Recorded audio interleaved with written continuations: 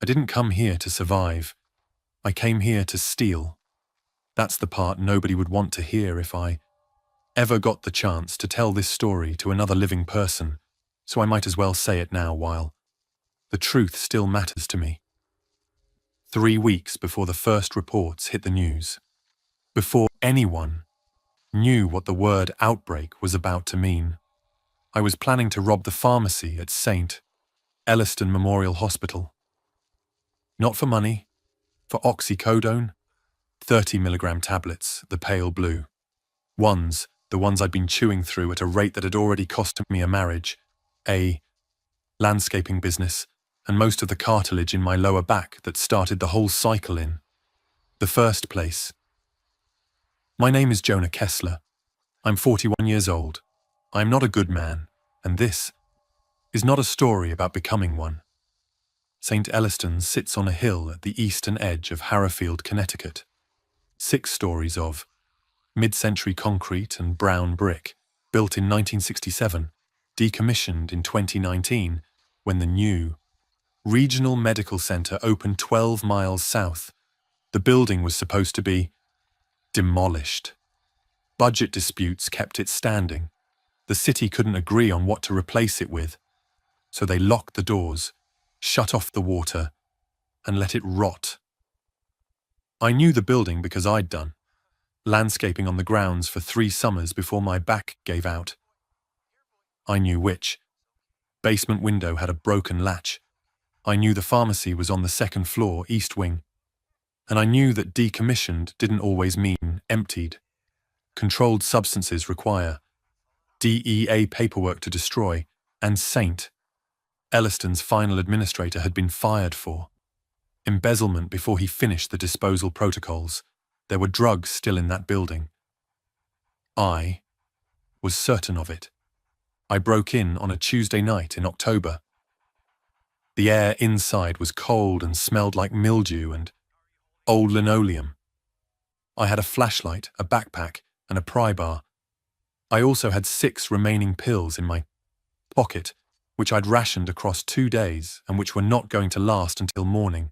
The withdrawal was already starting. The skin crawling, the sweat, the low-grade panic that makes the world feel like it's wrapped in cellophane. I needed those blue tablets the way a drowning man needs a hand. I was not thinking about anything else. The pharmacy was exactly where I remembered it.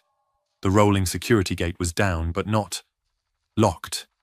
The padlock had been removed, probably by the same administrator who hadn't finished his job. I lifted the gate and stepped inside, and for about 90 seconds I felt something close to relief. The shelves were mostly bare, but the controlled substance cabinet against the back wall still had its federal seal intact. I used the pry bar.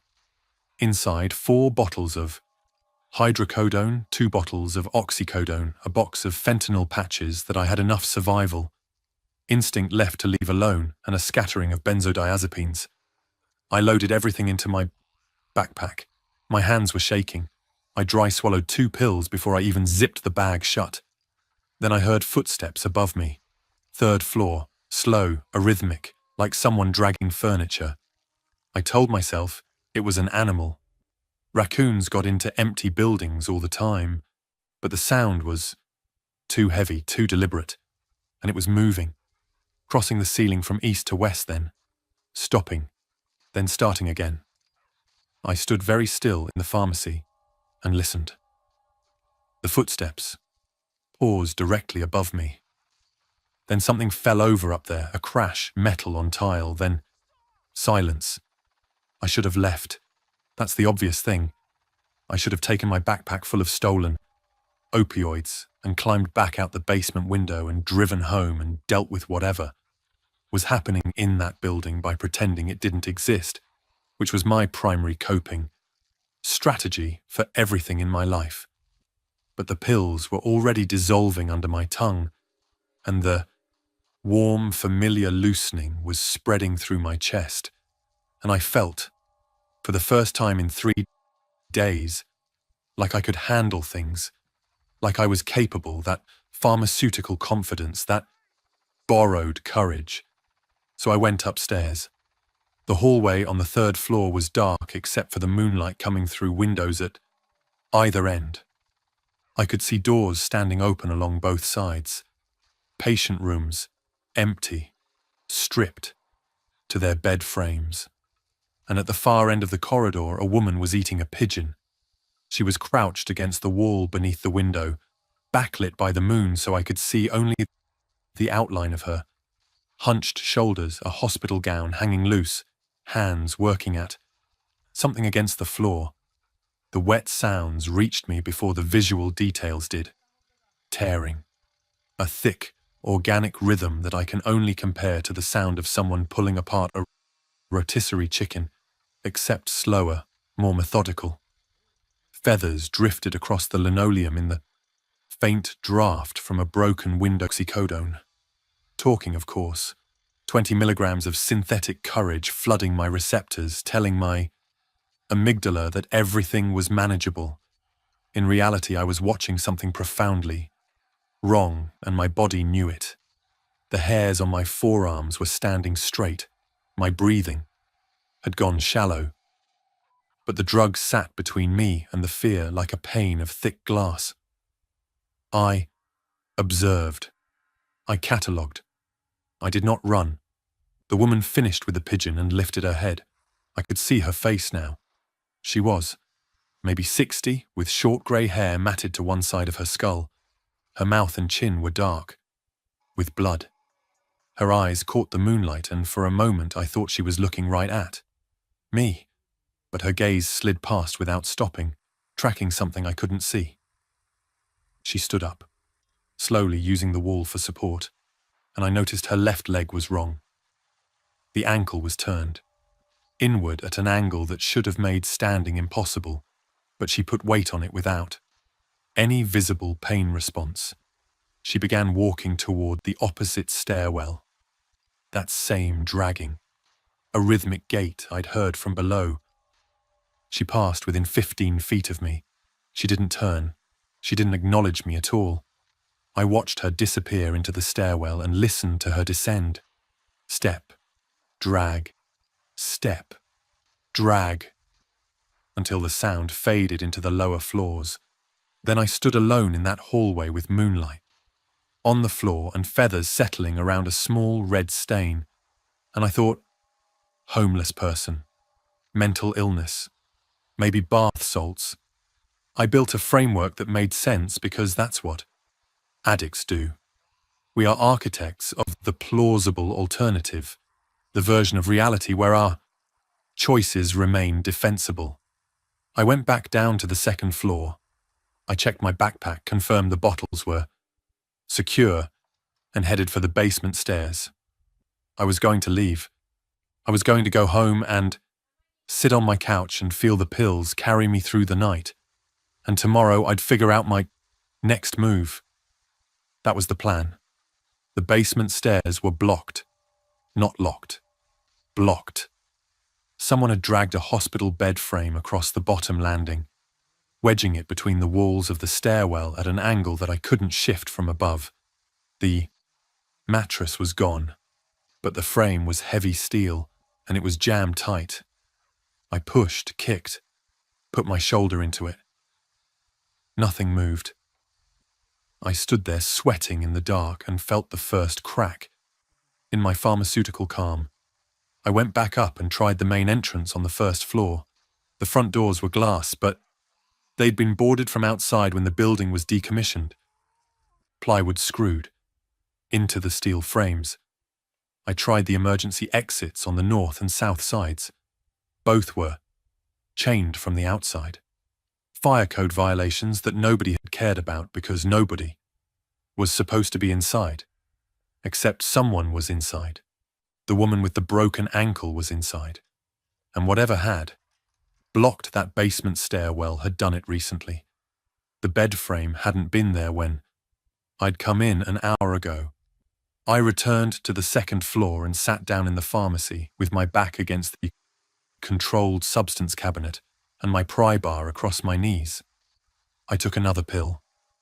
I told myself I was being paranoid. that the building was old and things shifted, that the bed frame had probably been leaning and finally fallen. I told myself a lot of things that night. The pills made each one sound reasonable. Above me, on the third floor, the dragging footsteps resumed. And this time, there were two sets. I stayed in the pharmacy until dawn. Not out of strategy, out of paralysis, dressed up as caution. The pills kept the panic muffled, but they couldn't eliminate the sound overhead, which multiplied through the night. 2 sets of footsteps became 3. 3 became something I stopped counting. By 4 in the morning, the third floor sounded like a ward that had never closed. Shuffling feet crossing and recrossing above me in patterns that held no logic.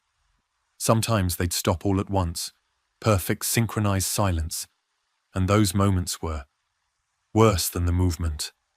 When grey light finally crept through the pharmacy's single window, I stood up and took inventory.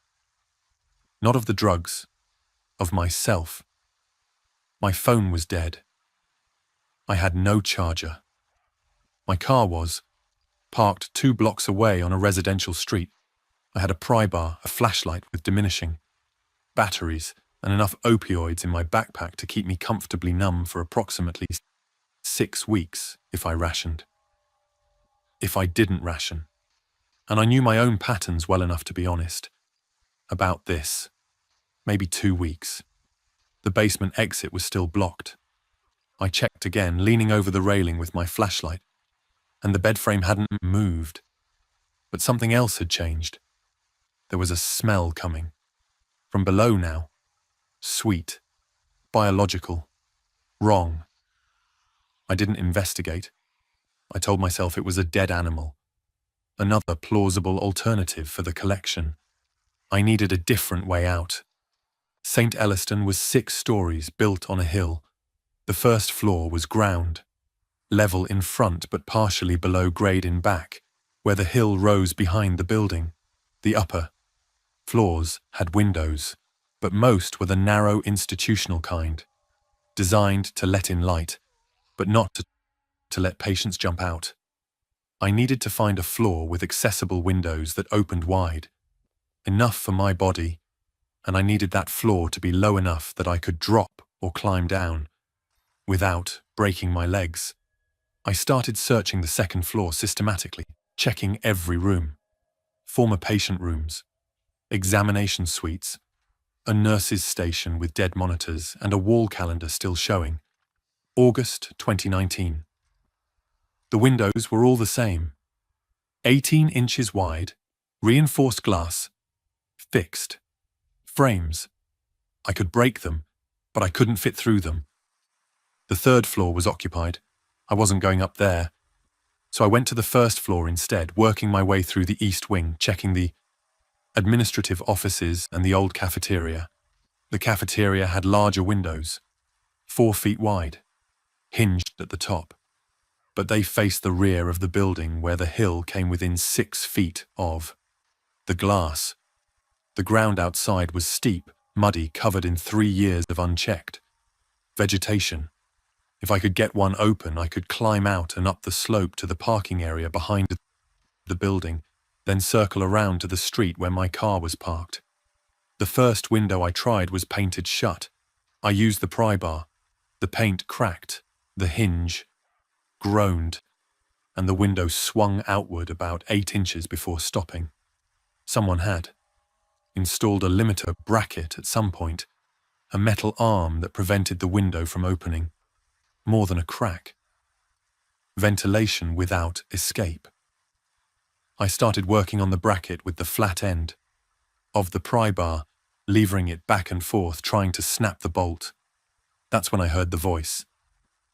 "You're making a lot of noise." I spun around. A man was standing in the cafeteria doorway.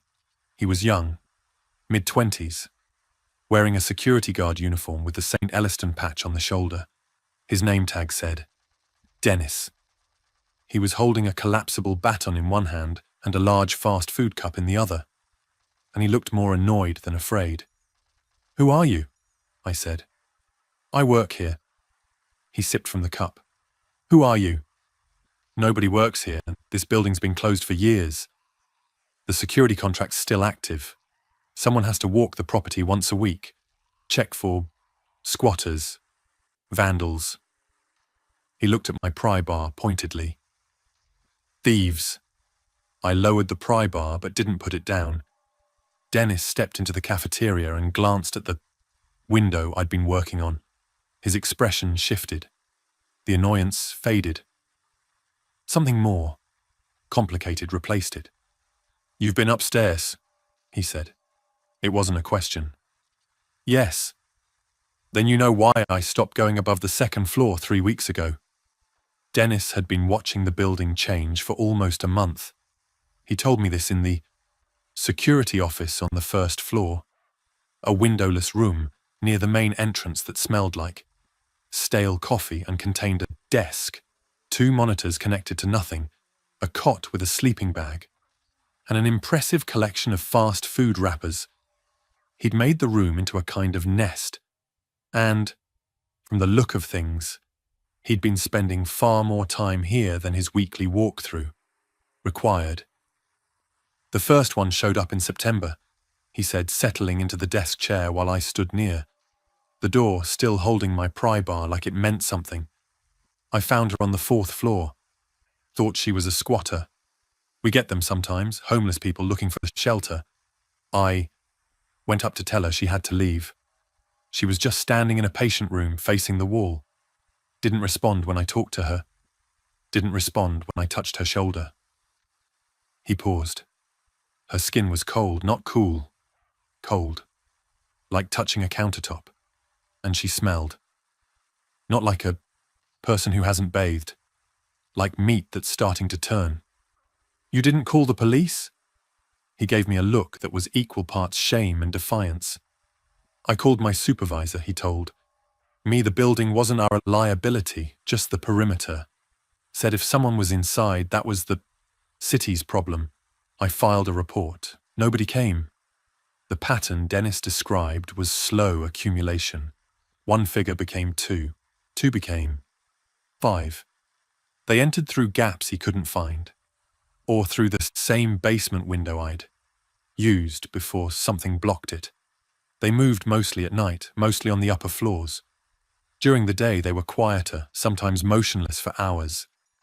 Dennis had watched them on his weekly visits and documented what he saw in a yellow legal pad that he showed me with.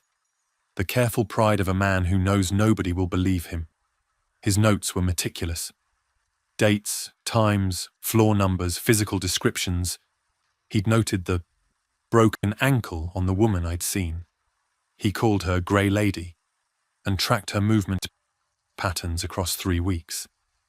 He'd noted that they didn't seem to eat regularly but were attracted to small animals that got into the building. He'd noted that they never tried to open doors, but they could push through doors that were already ajar. He'd noted that they responded to sound. So, why are you still here? I asked. Dennis looked at his sleeping bag, his wrappers, his empty kingdom. Where else am I going to? Go? I understood that sentence more than I wanted to. Not the logistics of it. Dennis presumably had an apartment, a life, options. But the emotional architecture, the building was his domain. His contract, his rounds, his territory. Without it, he was a 24-year-old security guard. With no authority and no purpose. Inside St. Elliston, he was the authority.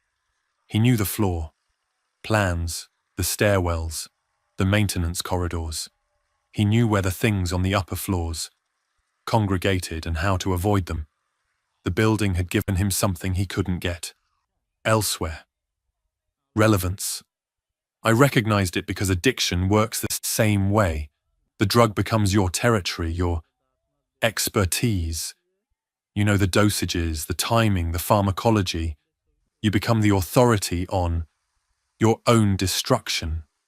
Dennis was addicted to this building the way I was addicted to those blue pills, and neither of us was ready to admit it. The exits are all sealed, I said. I need to get out. I know they're sealed. I sealed them. The silence between us rearranged everything.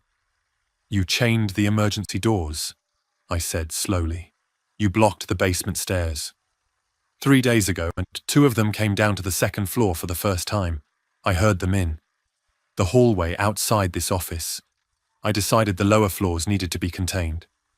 You locked yourself inside a building with them. I locked them inside a building with me. He said it with absolute conviction, the conviction of a man who has mistaken imprisonment for control. I know this building. They don't. I have. The advantage.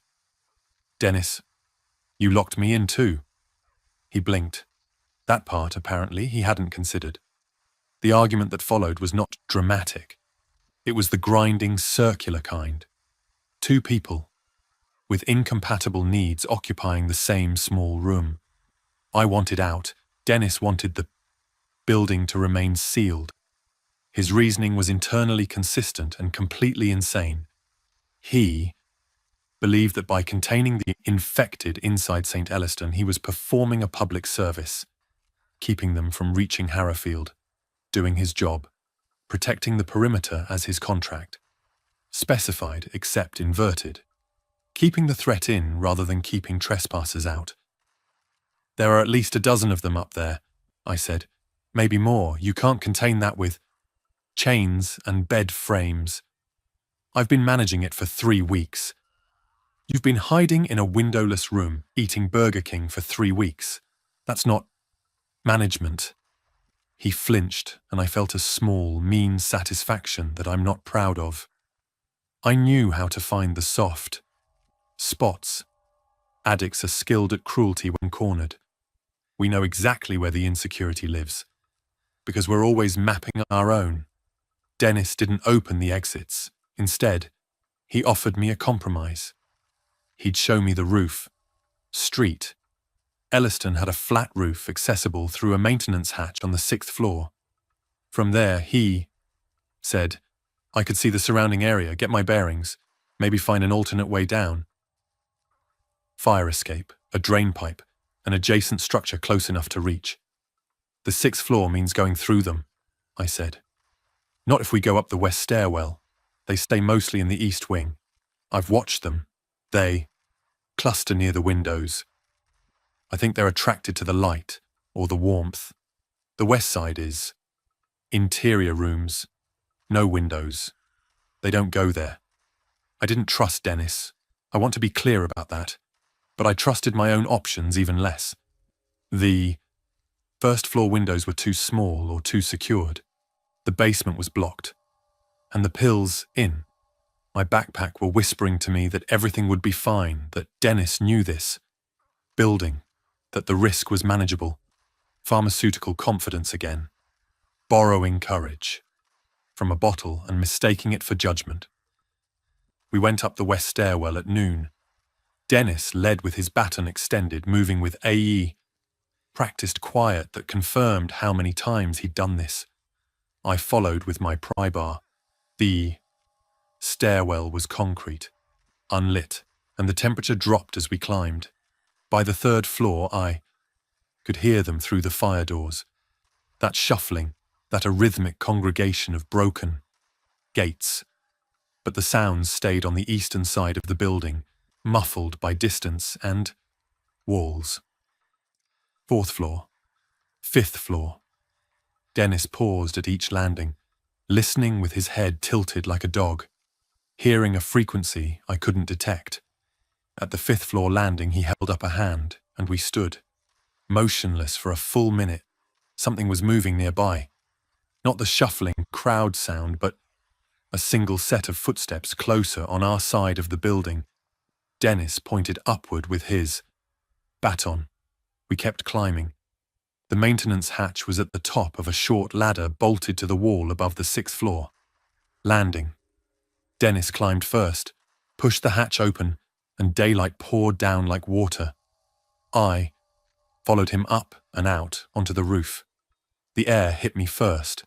Clean, cold, and moving.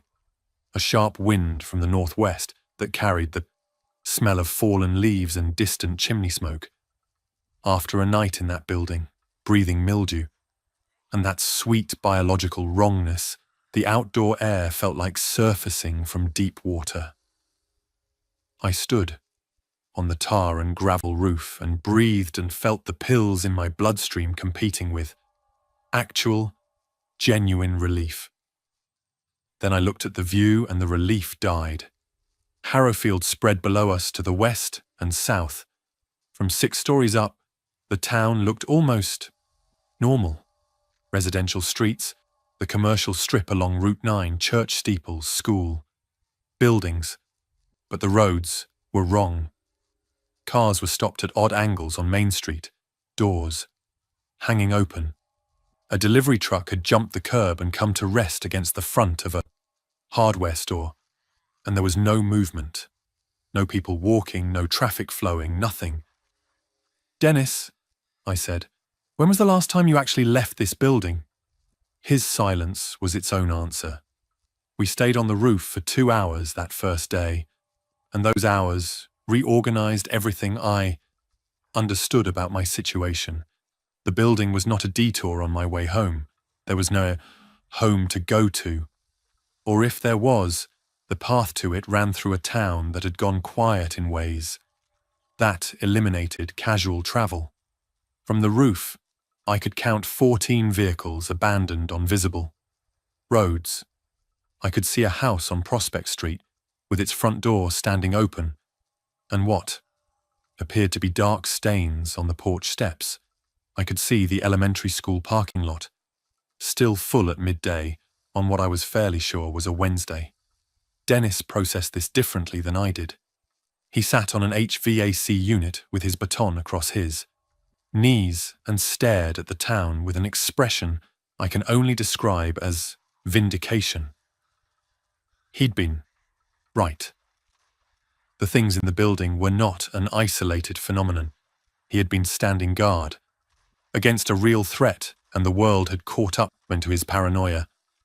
"We should stay," he said. "The building is defensible. We have shelter, we have the lower floors. Secured. We have no water, no food, no electricity. There's a vending machine in the second-floor lobby. I've been supplementing from there." "You've been eating vending machine food for 3 weeks?" 12 days. I brought supplies for the first 9. I sat on the opposite HVAC unit and dry swallowed another pill and tried to think clearly, which is an oxymoron when you're an addict, but I didn't have any other brain available. The math was straightforward. We were trapped in a building with an unknown number of infected on the upper floors. The lower floors were sealed. Dennis had the keys to the chains, which was the only leveraged that kept our negotiating positions even. The town below was compromised. My car was 2 blocks away but might as well have been on the moon. The roof, though. The roof was something. It was flat, roughly the size of a basketball court, bordered by a 3-foot parapet wall. The maintenance hatch was the only access point from inside the building. There were HVAC units, ductwork housings, a small maintenance shed that was locked but breakable. The roof was defensible in a way the interior floors were not. One entry point, clear sightlines, open air, and it was high, 6 stories above ground level.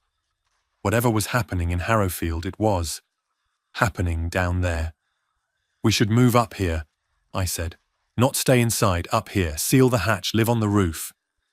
It's October in Connecticut. It'll be 40 degrees tonight. And inside the building, it'll be 50 degrees and full of those things. I'll take the cold." This was, I should note, not a heroic strategic insight. It was an addict's reasoning. The roof was the place where I felt least trapped, and I wanted to not feel trapped. My plan extended exactly as far as my next dose of oxycodone and my desire to be somewhere with open sky. I was not thinking about long-term survival. I was not thinking about rescue or escape or the future. I was thinking about the next few hours, which is how addicts always think, and in this particular case, that limitation happened to produce a workable idea. Dennis agreed, reluctantly. We spent the rest of the afternoon making 2 trips through the building, down to the 2nd floor and back up to the roof, moving fast and quiet through the west stairwell.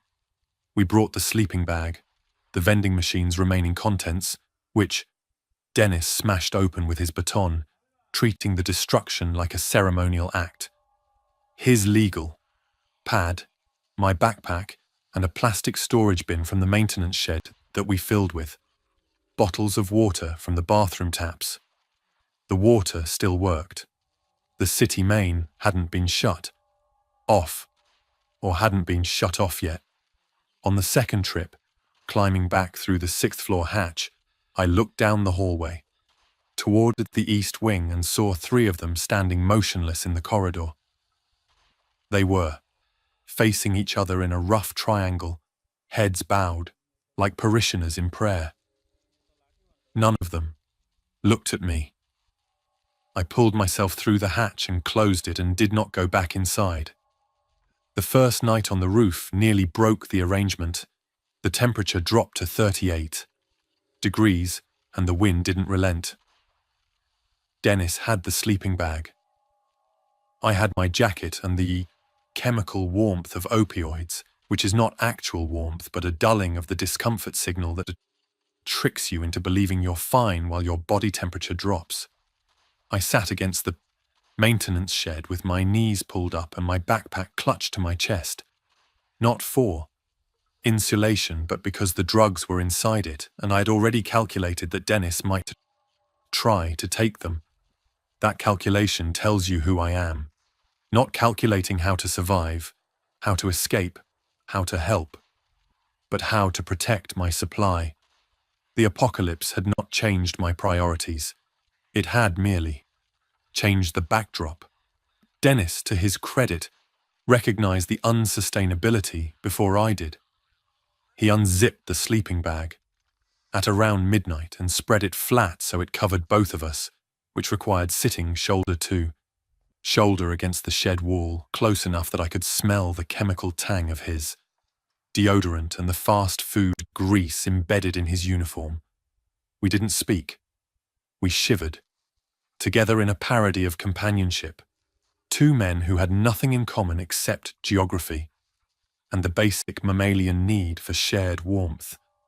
In the morning, I took 2 pills instead of 1, and felt the dosage gap between need and supply narrow by another increment.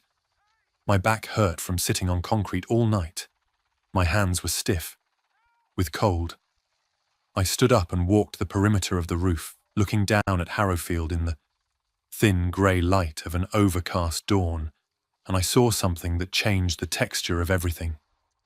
A woman was standing on the roof of the Harrowfield Public Library, 4 blocks south. She was waving a bedsheet. The library was a 2-story brick building with a flat roof similar to ours, and she was clearly visible against the grey sky. Small, dark-haired, animated. She'd seen us, or she'd been waving at nothing, and we'd happened to be there. Either way, she was alive and she was signaling. I waved back. I took off my jacket and held it above my head and swung it back and forth.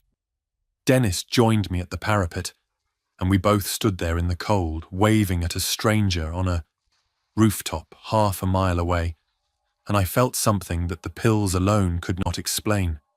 Connection, not hope. I want to be precise about that. Not the cinematic swell of 2 survivors finding each other and knowing everything would be fine. Just the bare fact that another conscious mind existed within visual range. It was less than hope and more than nothing. She pointed at herself, then pointed at us, then made a walking gesture with her fingers. She wanted to come to us, or wanted us to come to her. The streets between us were visible from our elevation. 4 blocks of residential road, tree-lined, with scattered abandoned vehicles. I could see infected on those streets. 3 that I could identify with certainty, standing or wandering in the slow, purposeless way I was beginning to recognize. There might have been more in the blind spots between buildings. We can't get to her and she can't get to us, Dennis said. Not safely. She's alone on a library roof. How long can she last there? Longer than she'd last on those streets. He was right, and I hated that he was right, because his rightness was the same species of logic. He'd used to justify sealing the building's safety through inaction, survival through refusal to engage. I looked at the woman on the library roof and felt the specific guilt of a person who has spent years refusing to engage with anyone's needs but his own. She was waving at us because she thought we might be the kind of people who would help. She was wrong, at least. About me. I was a thief who'd broken into an empty hospital to feed his addiction. Helping was not my area of expertise, but she kept waving, and I kept watching, and I didn't look away, which for me was something. Her name was Lena. We learned this through an improvised communication system that took most of the second day to develop, holding up pages from Dennis's legal pad with large block, letters written in marker. The conversation was agonizingly slow. Each message had to be written, held up, squinted at across 4 blocks, and often repeated. The wind kept snatching the pages. Dennis's handwriting was atrocious, but by late afternoon we'd established the basics. Her name was Lena Vasquez. She was a librarian.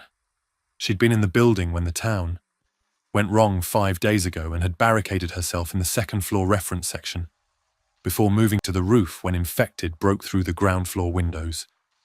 She had water from the bathroom taps, the same as us. She had no food. She'd been on the roof for 2 days. She wrote 3 words on a page and held it up, and I had to ask Dennis to read it for me, because my eyes were going blurry. Whether from the cold, the pills, or the distance, I couldn't tell. No food left.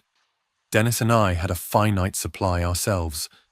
The vending machine hall was mostly candy bars, chips and peanuts, enough for 2 people for maybe 4 days if we stretched it. Not enough for 3.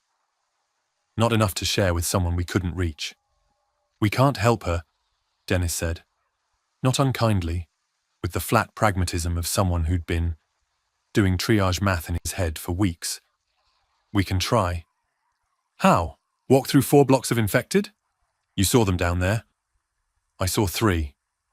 You saw 3 standing still in the open. How many are inside the buildings? Inside the houses? Behind the cars? He shook his head. The risk calculus doesn't work.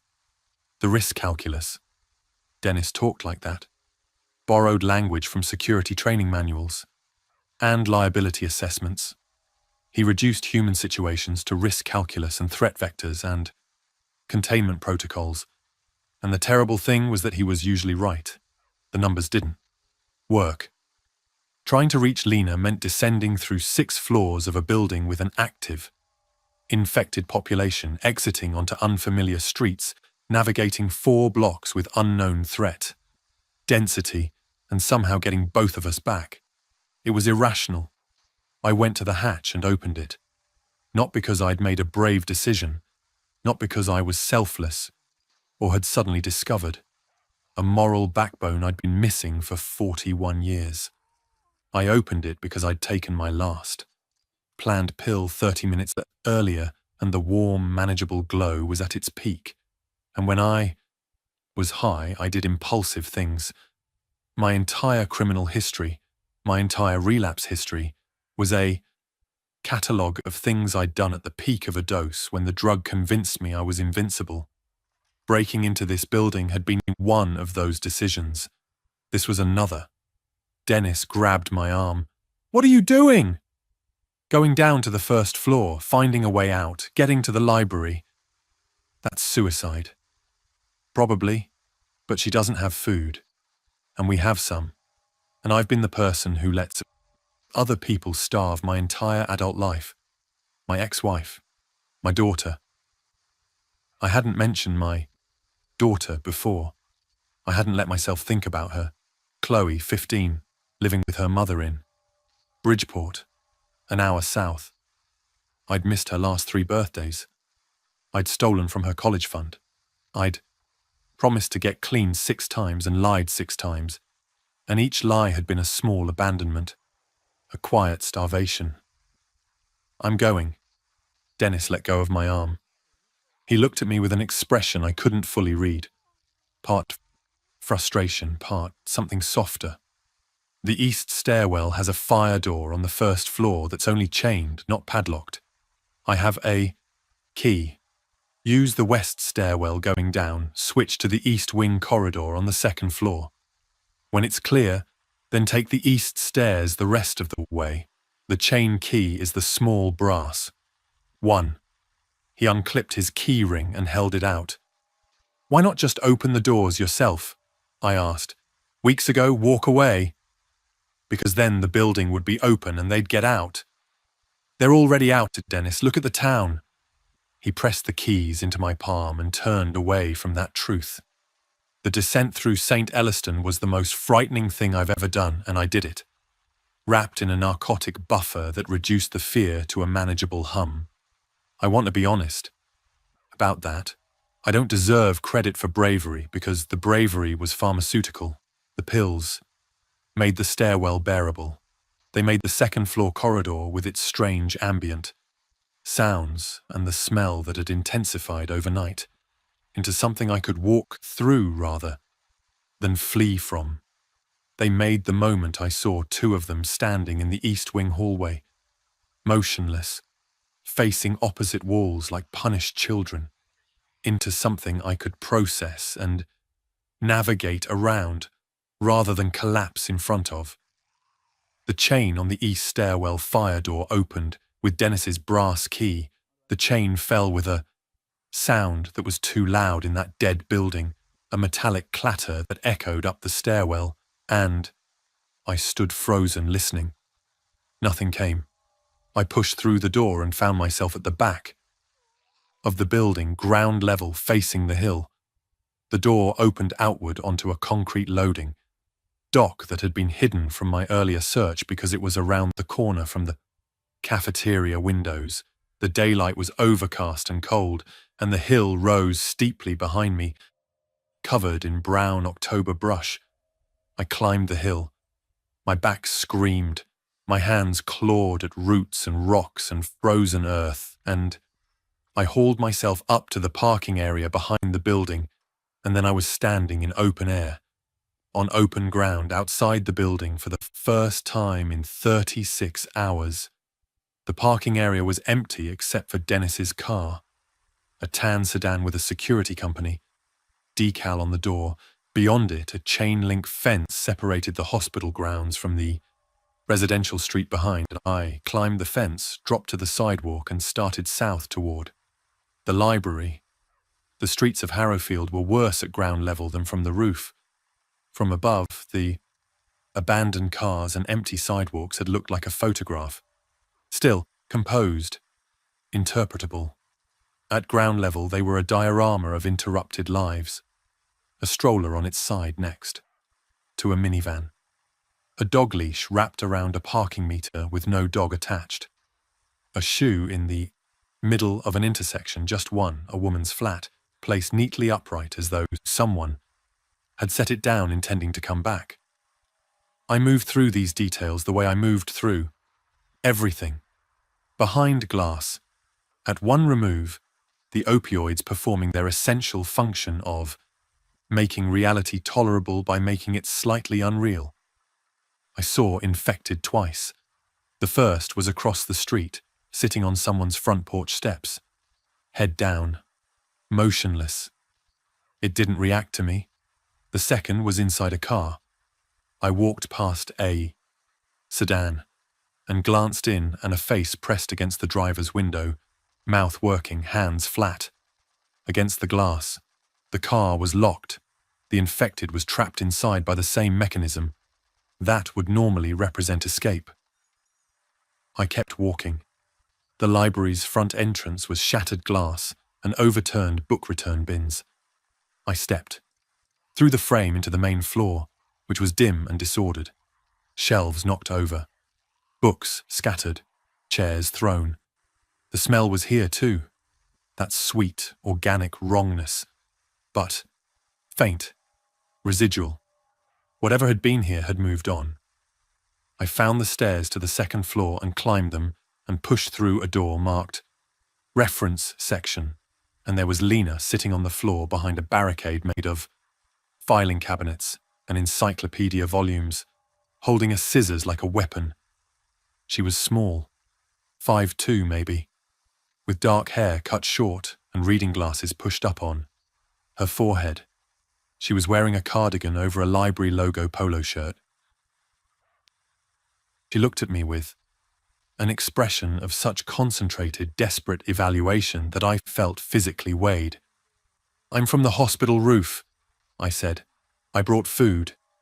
I held up 2 candy bars and a bag of peanuts and realized, standing there with my pathetic offering, that this was the first time in years I had given someone something without expecting anything in return. The feeling was unfamiliar, and I didn't trust it, and the pills were starting to thin. Lena didn't trust me. I want to record that clearly because it matters. She was not grateful, not relieved, not cinematic. She took the food and ate the peanuts in careful, measured handfuls, while watching me with eyes that catalogued every detail, and then she asked me questions that revealed a mind far sharper than my opiate-dulled one. "You came through the streets alone. Why?" "There's only one other person at the hospital." "He wouldn't come." "What's wrong with your eyes?" I didn't understand the question. She clarified. "Your pupils, they're pinned. Tiny.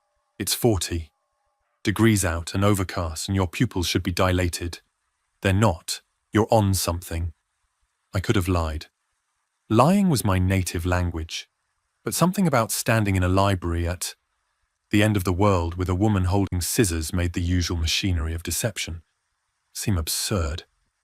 "Oxycodone. I broke into the hospital to steal it from the pharmacy." She processed this without visible judgment, which was worse than judgment. Judgment I knew how to handle. I'd spent years armoring myself against it. Her neutral assessment left me with no surface to push against. "How much do you have?" "Enough for a while." That's not what I asked. 4 bottles, 2 oxy, 2 hydro. "And you're dependent?" "Yes." She nodded once, and I understood that she'd completed her evaluation. She'd weighed me. Addict. Thief. Unreliable, currently functional only because of a chemical buffer. And filed the assessment away. She hadn't decided whether I was useful yet. She was still calculating. "The library isn't sustainable," she said. "No food, limited water, the ground floor is breached. I've been waiting for someone to come or for the infected to disperse. Neither has happened." She folded the empty peanut bag into a precise square. "Your hospital has 6 floors and a sealed perimeter. The upper floors are full of them, but the roof is clear, and the lower floors are defensible. The second floor maybe, first floor has access points, 3rd floor and above. That's theirs. Then we live on the 2nd floor and the roof." She said it with the declarative certainty of someone organizing a reference section. "We control the stairwells, we have water access from the 2nd floor bathrooms, and the roof gives us visibility. It's better than here." I watched Lena construct a survival plan in the time it took me to eat a candy bar, and I recognized the type. Not a caretaker, not a leader. An optimizer, someone whose response to chaos was to impose informational order. She wanted data, options, and a decision tree. She would have made a terrifying project manager. "There's a problem," I said. "The guy at the hospital." Dennis. He sealed the building. Deliberately. He thinks he's containing the infected. He's not going to be thrilled about opening doors and bringing in a new person. Then we negotiate. He's not rational about this. Nobody's rational right now. Rationality is not the relevant metric. Alignment of interests is. She stood up, brushed off her cardigan, and pushed her glasses down from her forehead to her face. He wants the building secure. I want shelter. You want. She paused, and I saw her choose not to say what she was thinking. You want to be somewhere stable. All three goals are compatible. She was wrong about what I wanted. What I wanted was to be high and undisturbed and free of the guilt that was beginning to seep through the pharmaceutical barrier like water through a crack in concrete. But she was right that it didn't matter. The interests aligned regardless of the motives. We left the library through a back emergency exit that Lena had propped open with a dictionary. She'd prepared an exit strategy days ago and never used it because she'd had nowhere to go. Now she did. We moved through the streets quickly, Lena staying close, her scissors in her hand, her head turning at every sound. She was afraid, genuinely, transparently afraid in a way that I, wrapped in my chemical insulation, was not. And she moved through the fear, rather than pretending it didn't exist. I admired that. I had no framework for admiring it, so it sat in my chest like a stone I couldn't identify. Getting back into the hospital was harder than getting out. The hill behind the building was steep, enough that climbing it once had been difficult.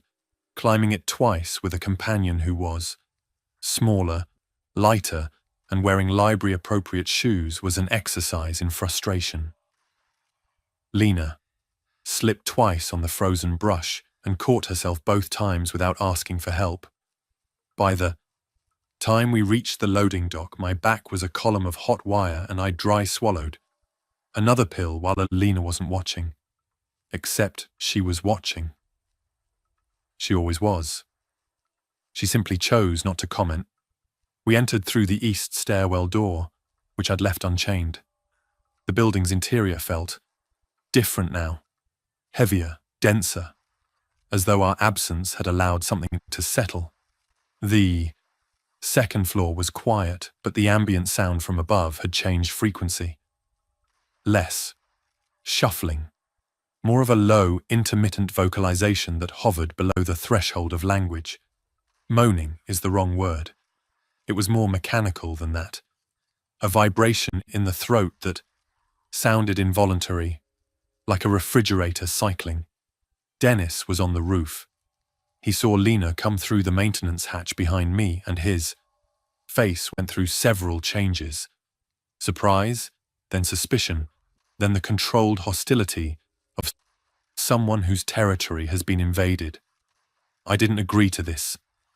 Dennis, this is Lena. She was on the library roof. I know who she is. I watched you go get her. That doesn't mean I agreed. Lena stepped forward. She didn't extend her hand or smile or perform any social ritual. She looked at Dennis the way she'd looked at me. Evaluating, weighing, filing. You have a defensible structure, limited supplies, and no plan beyond waiting, she said. I have organizational skills, first aid training from a library workplace safety program, and a functioning pair of binoculars I took from the reference desk. She held up the binoculars. I also noticed on the walk here that there's a National Guard vehicle parked outside the fire station. On Oak Street. Engine still running. Doors open. No soldiers visible. Dennis's expression shifted. The hostility didn't disappear, but it acquired a competing interest. Running engine means fuel and supplies. And radios. Military vehicle, military communications equipment. They looked at each other across the roof. Dennis with his baton and his sleeping bag, and his proprietary attachment to a decaying building. Lena with her scissors and her binoculars and her absolute refusal to be anything other than practical. I stood between them, the most useless vertex of a triangle contributing nothing but stolen drugs and a bad back. The negotiation was brief. Lena would stay. She and Dennis would share the sleeping bag in shifts. I would keep whatever was in my backpack without question. Lena said this, looking directly at me with an expression that communicated both "I know what you are" and "it's not my problem right now." In exchange, we would all contribute to a shared project. Getting to the National Guard vehicle. "We need to understand what we're dealing with first," Lena said. "How many are in the building? How they move? What triggers them? I want a full observational inventory before anyone goes." Back to street level. Dennis pulled out his legal pad with the eagerness of a student whose homework has finally been acknowledged. He showed Lena his notes. She read them silently, asked 3 clarifying questions, and then took the pad from his hands and began reorganizing his observations into a grid. Floor by floor, time of day, number of infected, behavioral notes. Dennis watched her restructure his work, and I could see the moment he shifted from viewing her as an intruder to viewing her as a collaborator. She was taking his data seriously. For Dennis, that was the currency of trust. I sat on the HVAC unit and counted my pills. 214 across 4 bottles. At my current rate, 4 per day. That was 53 days. At the rate I actually wanted to take. Them. 6, 8, 10 per day. That was 3 weeks. Maybe less. And then withdrawal, which, in my previous experience, involved 72 hours of uncontrolled physical anguish followed by weeks of depression so profound it had its own gravitational field. 53 days, or 3 weeks, the math of addiction operating inside the math of survival. Lena's observational inventory took 3 days. She conducted it with a methodology that I found both impressive and slightly disturbing. She treated the infected the way she, presumably, treated library patrons, as subjects to be categorized and understood rather than feared. Each morning at dawn, she positioned herself at the roof's parapet with the binoculars and Dennis's legal pad and documented everything visible on the streets below. Each afternoon she opened the maintenance hatch exactly 4 inches and listened to the building's interior, timing the movement patterns on the upper floors with her watch. Her findings, presented to Dennis and me on the evening of the 3rd day, were organized into what she called a behavioral summary. The infected in the building, she counted between 15 and 20 based on sound patterns, were predominantly nocturnal in their active movement. During daylight hours, they were largely static, standing or sitting in fixed positions, on floors 3 through 5. At night they moved, following patterns that appeared random but showed clustering tendencies around certain locations. The East Wing stairwell, the 4th floor, nurses' station, the 5th floor break room, the 6th floor, directly below us, had the least activity. 1 or 2 at most, and not every night. On the streets, the infected were sparser but less predictable. Lena had counted between 8 and 12 visible within a 6-block radius on any given observation period, but their locations shifted daily. They seemed to wander without purpose, and she hadn't identified any pattern she trusted. "The important finding," she said, "is the response trigger." Dennis noted in his observations that they respond to sound. I've refined that. They don't respond to all sound. I dropped a piece of gravel from the roof onto the parking area below. Nothing. I knocked on the metal hatch. Nothing. But when a car alarm went off on Elm Street yesterday, probably a battery finally, dying, every visible infected on the street oriented toward it within seconds and began moving in that direction. "Sustained sound," Dennis said, "not single impacts." Sustained or rhythmic sound, yes. Particularly mechanical or repetitive. A single knock doesn't. Trigger approach behavior. A repeated pattern does. This matters for the vehicle on Oak Street. Because the engine's still running, I said, catching on slowly through the pill haze. A running engine is a continuous mechanical sound, if the infected are drawn to sustained sound sources, and that vehicle may be a congregation point. Getting to it may be significantly harder than the visual distance suggests. This was the reversal, the National Guard vehicle, our discovered salvation, our ticket to communication and supplies, was potentially a trap, the very feature that made it valuable. A running engine, meaning fuel and power, was the feature that made it dangerous, a sustained sound source drawing infected toward it. Lena had identified this not through heroism or crisis, but through 3 days of patient observation from a rooftop, and her identification reframed everything. Dennis took it hard. The vehicle had become his new fixation, a replacement for the building as containment fantasy, a new structure of purpose, reaching it, accessing its radio, contacting someone, anyone. That was the plan. Without it, he was back to sitting in a closed building watching things deteriorate. I took it differently.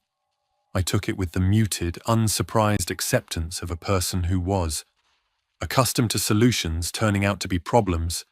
Every fix I'd ever found, every new doctor willing to prescribe, every pharmacy that didn't check the database, every friend who'd lend money one more time, had eventually revealed its cost.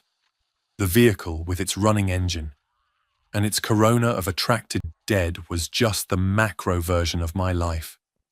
The thing you need most is the thing that's killing you.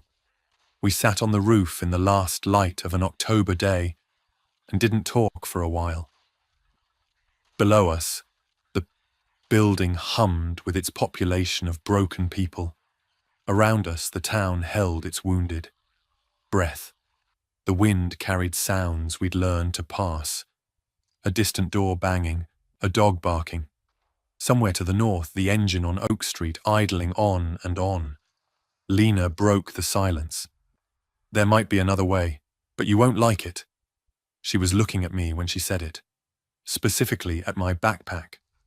Her plan was elegant and cruel, and it targeted the one resource I'd been protecting more fiercely than my own life. The pills, she said, the oxycodone tablets. If you crush them and dissolve them in water, you get a solution that can be distributed in small amounts. Opioids cause respiratory depression, sedation, and reduced motor function in sufficient doses. If the infected retain basic physiological responses, and based on what we've observed, they react to temperature, light, and sound. Then a concentrated opioid solution introduced into a shared system could slow or disable them. A shared system, Dennis repeated. The building's water supply, you said the taps still work. That means the building is still connected to a water main, and the internal plumbing still functions. The upper floors have bathrooms. If the infected are drinking from taps or toilets, and some animals do seek water instinctively, then contaminating the internal water supply with a dissolved opioid solution could incapacitate them, or at least slow them enough to change the risk calculation for reaching Oak Street. I stared at her. Then I stared at my backpack. Then I calculated to contaminate a building's water supply with enough dissolved oxycodone to produce noticeable sedation in 15 to 20 human-sized subjects, I would need most of what I had. Not all. Lena wasn't suggesting I give up everything, but most. She'd worked out rough numbers on the legal pad, body weight estimates, minimum effective dosage for sedation, dilution rates in a plumbing system of St. Elliston's size. Her math was approximate, she admitted. She was a librarian, not a pharmacist, but the principle was sound. The principle was, poison the building's water with my addiction and hope the dead drank from. The taps. That's insane, I said. Possibly the alternative is waiting here until our food runs out, and then trying to cross streets, full of active, responsive infected to reach a vehicle that may be surrounded. You're asking me to give up my supply. I'm asking you to use it. The distinction mattered, and she knew it. Using the pills instrumentally, converting them from personal escape to tactical weapon, would leave me with a fraction of what I had. Enough for a week, maybe at reduced doses, and then withdrawal. And withdrawal in this context. On a rooftop in October with no medical support, no comfort, no way to ride it out safely, was not an inconvenience. It was a potentially fatal vulnerability. I'd been through withdrawal before, in controlled settings with doctors and fluids and benzodiazepines to manage the worst symptoms. Here I'd have nothing. The cramping, the vomiting, the inability to sleep, the restless legs, the profound dysphoria, all of it on a rooftop in the cold with infected below and two people depending on me to be functional. Lena was asking me to choose between my addiction and my utility to the group.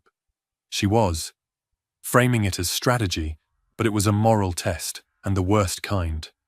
One where the right answer might be the one that destroyed me. I need to think about it. Of course. No pressure, no judgment.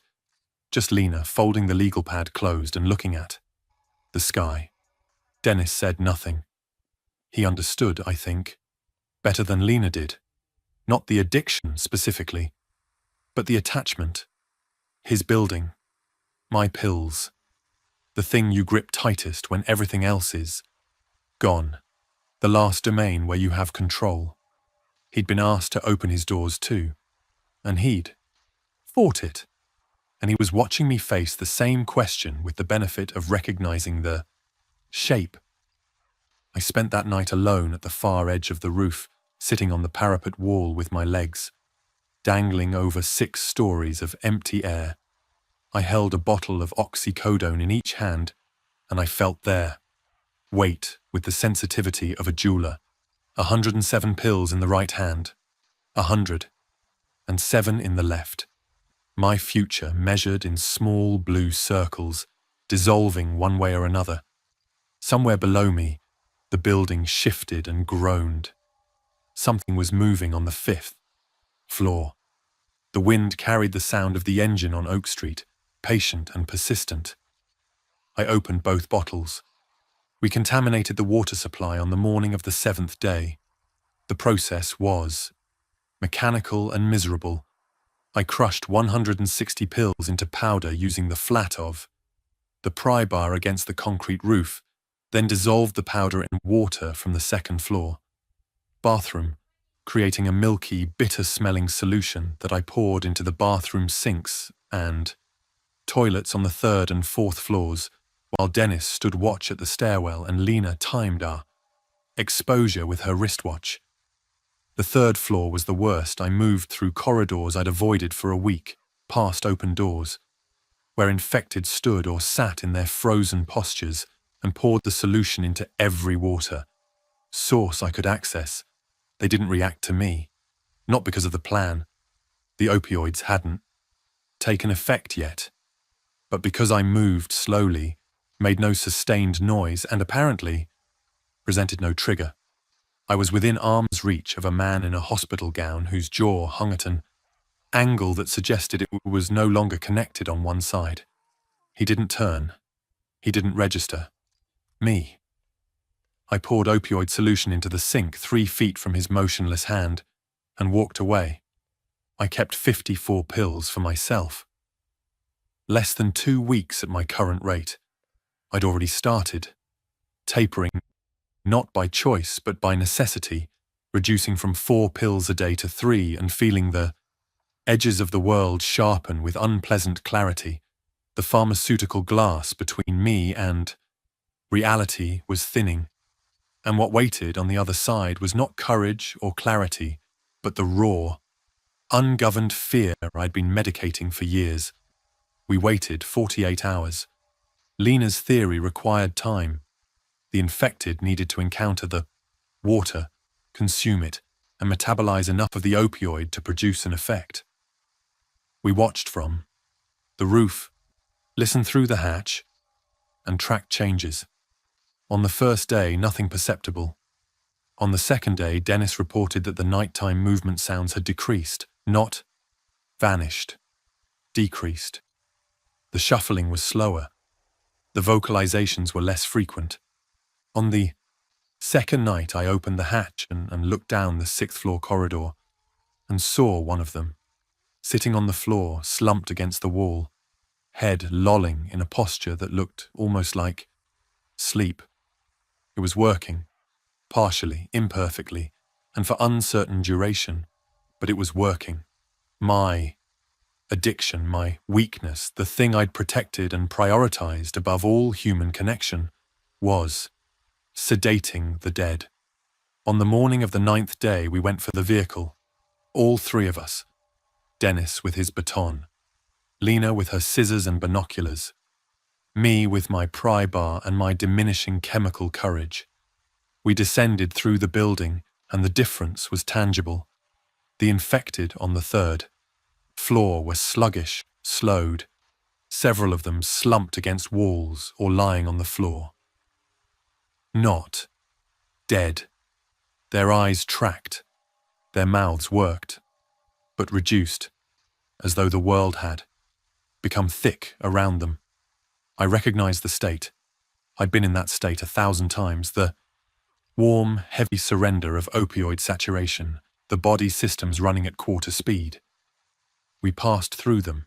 They reached for us, some of them, with the languid, uncoordinated groping of someone trying to grab something in a dream.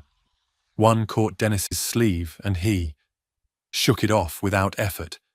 Another made a sound as I passed, a low, yearning moan, and I felt something I did not expect. Recognition, not of the person, but of the condition. They were high. They were experiencing the same dissolution of urgency that I had used to survive my life, the same replacement of suffering with fog. We exited the building through the loading dock and moved through streets that were quieter than they'd been a week ago. Lena theorized that the water main contamination might have spread beyond the hospital, that other buildings on the same supply line might show effects. There was no way to confirm this. We moved quickly, covering the 5 blocks to Oak Street Inn. Under 20 minutes, encountering only 2 infected on the route. Both slow, both avoidable. The National Guard vehicle was where Lena had spotted it. The engine had finally died. The radio inside was silent. The radio was dead. The supplies in the vehicle amounted to 4 MREs, a first aid kit, and a poor field manual for equipment we didn't have. Dennis sat in the driver's seat pressing buttons on a console that gave back nothing, and Lena stood on the sidewalk and let me see, for the first and only time, her composure break. It lasted 3 seconds, her mouth pulled down, her eyes closed, and her shoulders folded inward. Then she straightened and opened her eyes and he said, "Back to the roof." We walked back through the quiet streets to the hospital. We climbed the hill. We ascended the stairs, past the sedated, dreaming infected, and emerged through the hatch onto the roof where we'd started, and I understood that we had not been rescued and were not going to be. I have 31 pills left. When they're gone, the withdrawal will come, and after that I'll have to be a person without insulation for the first time in 5 years. I'll have to feel this. The cold, the fear, the responsibility I never wanted, with nothing between me and it. Lena is reorganizing the legal pad. Dennis is scanning the horizon with the binoculars. I'm on the roof of a deserted hospital, and I am finally running out of ways to not be here.